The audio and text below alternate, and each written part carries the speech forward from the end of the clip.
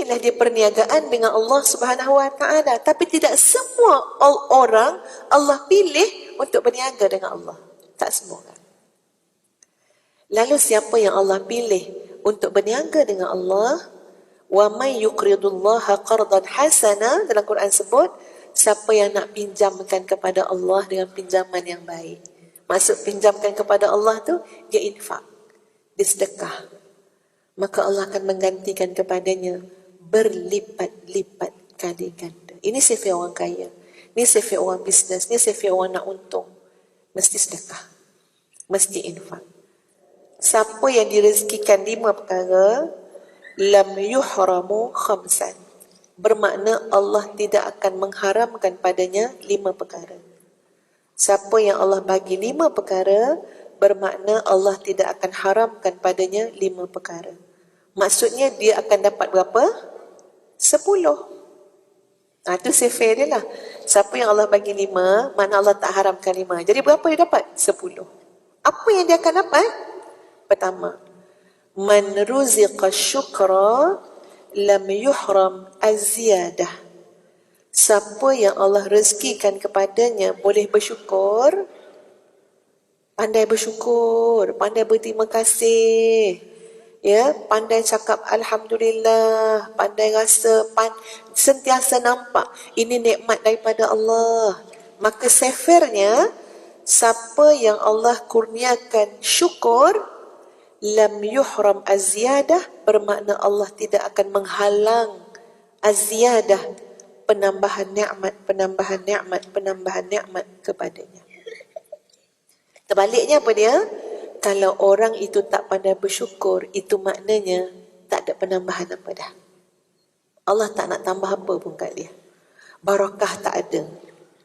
Dia tak ada barakah apa-apa.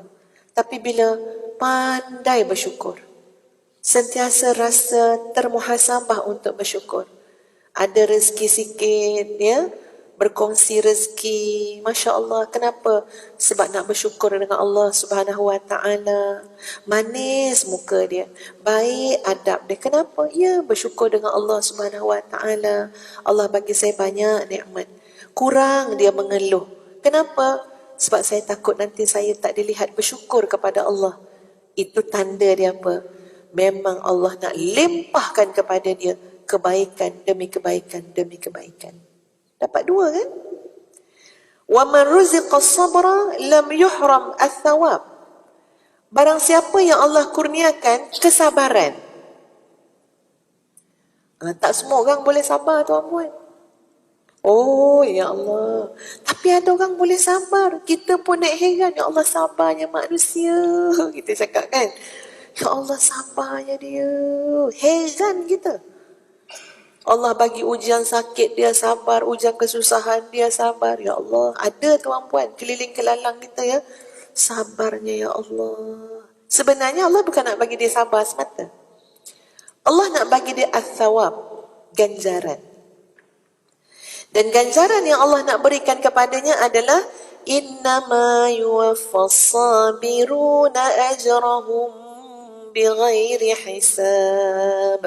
Sesungguhnya ganjaran yang Allah nak berikan kepada orang yang sabar itu adalah pahala yang sempurna sehingga tidak ada batas dan hitungan. Masya Allah. Allah nak sempurnakan pahalanya sampai tidak ada batas dan hitungan. Cuba tuan-puan bayang, macam mana pahala tanpa batas dan hitungan? Masya Allah. Tak ada batas. Ibarat kata kalau hari ni tanya, ada lagi tak pahala? Ada, tak habis lagi. Tanya pula bulan depan, ada lagi? Ada, tak habis lagi. Saya dah ambil belaka dah. Tanya pula tahun depan, ada? Ada, banyak lagi. Tak ada habis, tak ada batas, tak ada hitungan. Andai kata nak gambarkanlah pahala tu macam nilai yang boleh kita nampak. Ya Allah, saya ambil dah 2 bilion. Ada lagi baki? Ada. Hari tu ambil dah 50 bilion. Ada lagi baki? Ada. Baru nampak kan cakap macam tu. Kalau nak cakap pahala-pahala kan tak nampak sangat. Nampak tak tuan-puan betapa kayanya orang yang sabar? Sebab Allah nak bagi kepada dia ath-thawab yang tak ada batas dan tak ada hitungan. Sempurna. Allah bagi ganjaran, Masya Allah. Lalu siapa yang Allah kurniakan dia kesabaran, makna di sebalik itu, kamu akan dapat ganjaran tanpa batas. Tak dapat hitung. Allah bagi. Baki sentiasa banyak, sentiasa ada. Masya Allah. Subhanallah. وَمَنْ رُزِقَتْ تَوْبَةً لَمْ يُحْرَمِ الْقَبُولِ. Barang siapa yang Allah rezekikan taubat, rasa nak bertaubat lah, dah masuk Ramadan dah ni. Lalu dia pun disibukkan tuan puan dengan apa? Ya Allah, sentiasa bertaubat kepada Allah, menghidupkan malam dia. Rasa macam ternampak-nampak dosa yang banyak di hadapan kita. Orang-orang yang Allah bukakan pintu hati dia untuk melihat kesalahan dia sendiri. Lalu memperbanyakkan taubat kepada Allah. Maknanya apa dia? Lam yuhramil qabul. Bermaknanya Allah tidak akan mengharamkan penerimaan taubat tu untuk dia. Maksud dia apa? Memang Allah nak terima hamba ni. Lalu Allah jadikan dia datang kepada Allah dengan jalan taubatan nasuha. Kita kan selalu tanya, Allah nak terima tak aku ni? Allah terima tak hidup aku ni? Maka di antara jalan yang menunjukkan Allah memang nak terima kita tuan-puan, kita tersungkur kat pintu taubat tu lah. Yang keempat, وَمَنْ رُزِقَ اسْتِغْفَارٍ لَمْ يُحْرَمْ الْمَغْفِرَةِ. Siapa yang Allah kurniakan istighfar, selalu astaghfirullahalazim, astaghfirullahalazim. Kadang-kadang jalan kita banyak istighfar ni sebab susah. Kita susah. Allah uji kita sesuatu, pandai pula kita banyakkan istighfar. Asal kita jumpa orang bagi nasihat tu, orang kata banyakkan istighfar, banyakkan istighfar. Itu ya tu. Jangan fikir, jangan pula, dia ni asyik suruh aku beristighfar je. Padahal dia tu yang banyak maksiat lah contohnya kan ya. Tak, itu memang betul. Memang Allah nak kita banyakkan istighfar. Astaghfirullahalazim, astaghfirullahalazim. Hati aku tak tenang ya Allah. Jalan ni istighfar. Istighfar. Maksud dia apa? Allah memang sediakan keampunan untuk kamu. Masya Allah. Tak payahlah bila tengah-tengah istighfar tu, ampun ke tak ampun, ampun ke tak ampun. Memang ampun. Sebab tu diberikan rezeki istighfar. Yakinlah dengan Allah Al-Ghafur, At-Tawwab. Tapi tu kerja setan dengan nafsu amarah tu kan. Suka nak baik, nak tashkik, nak rasa ragu. Dosa aku banyak, Allah ampun ke tak ampun? Tak ampun je ni. Buang. Apa dia? Bila Allah rezekikan kamu istighfar, bermakna Allah merezekikan penerimaan ataupun keampunan kepada kamu.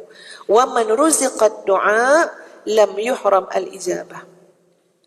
Dan barang siapa yang dikurniakan taufik untuk berdoa kepada Allah, bermakna Allah nak memberi kepada dia. Itu yang kita kaitkan dengan hikmah pada hari ini. Jadi, siapa yang memang fikir nak berdoa, Allah bukakan hati dia untuk berdoa, itu memang pencerahan Allah nak bagi. Contoh ya tuan-puan, katalah tuan-puan nak pergi umrah kan. Umrah tuan-puan, apa yang kita nampak? Ataupun Ramadan kat depan ni, apa yang kita nampak? Antara lain, hati kita kadang-kadang fikir apa dia? Nak pergi umrah ni aku nak berdoa banyak-banyak. Betul tak? Aku nak doa banyak-banyak. Itu yang saya rasa sekarang. Ataupun dah nak Ramadan ni ya Allah, bulan doa, semua benda aku nak himpunkan doa-doa. Macam tuan-puan pergi haji, berapa banyak doa yang tuan-puan bawa masa wukuf ke Arafah tu tuan-puan. Bukan dia doa dalam kepala, buku-buku tu asal orang bagi buku je buat, asal orang bagi seplastik tu buat buku masa wukuf Arafah. Satu pun tak buka sudahnya ya. Sebab apa? Pandai. Masa tu tuan-puan tak ada nak mandang buku, terik matahari. Tapi nak bagi tahu niat nak pergi berdoa tu sampai apa je buku orang tunjuk, satu plastik buat buku dekat padang Arafah. Itu tak masuk doa dalam kepala kita lagi, dalam hati kita lagi. Maknanya apa? Allah memang nak bagi. Ya Allah, senang hati kita.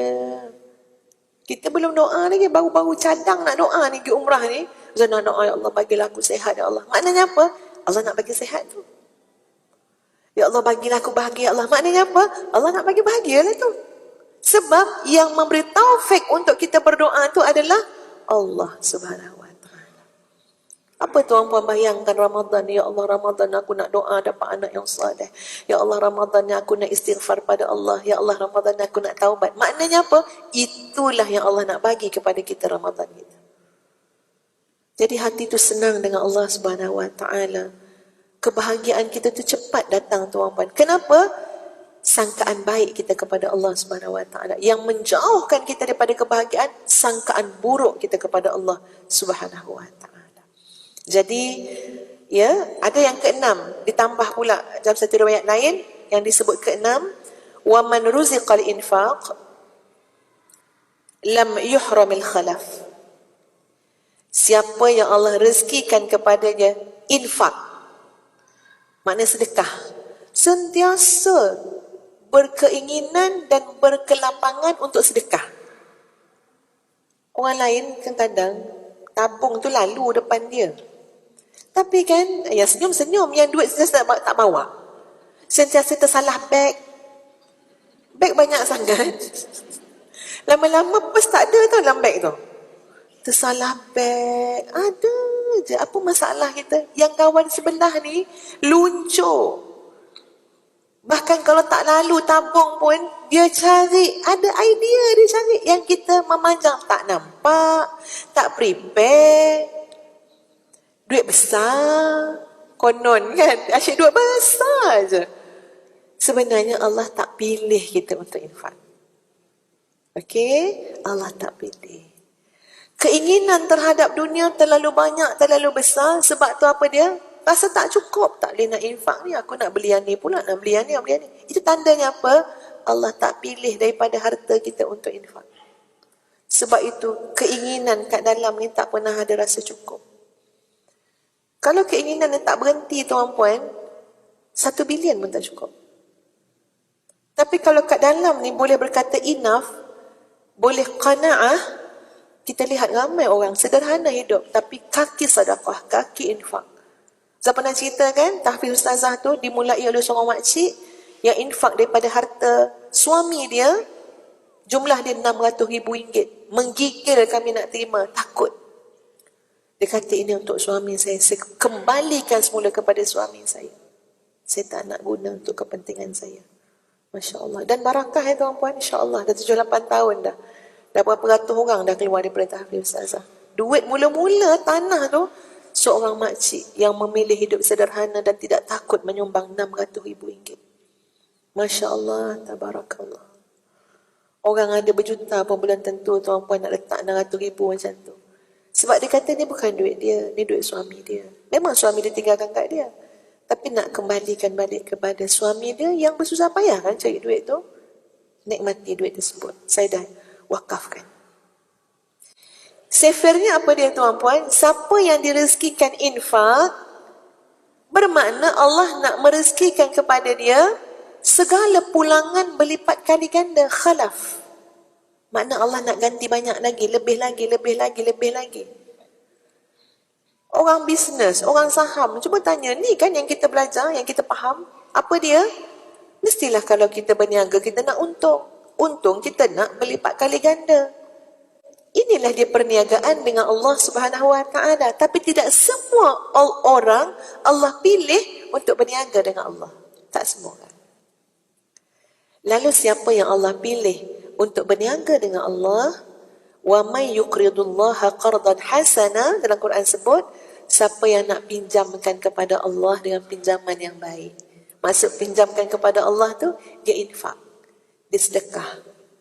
Maka Allah akan menggantikan kepadanya berlipat-lipat kali ganda. Ini sifat orang kaya, ini sifat orang bisnes, ini sifat orang nak untung. Mesti sedekah, mesti infak. Jadi kita tengoklah yang 6 tadi. Syukur, sabar, doa, taubat, istighfar, infak. Ada tak kat kita? Kalau ada 6, bermakna Allah nak bagi 12. Okey? Itu sifat dia tuan-puan sekalian.